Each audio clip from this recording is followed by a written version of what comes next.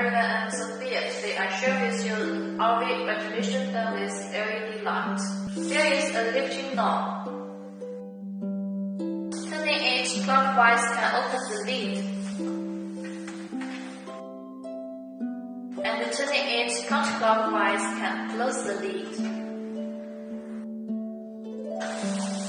There is an operation panel. This is the power on button. These two are the air volume adjustment buttons.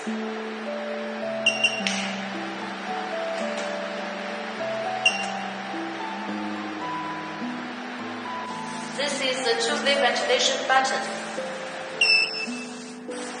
When the fan blade is running, press this button, and the system will stop the fan blade.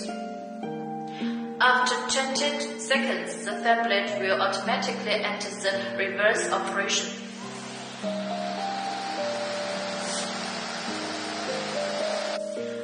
There is also an LED light switch to control the 4 LED lights around.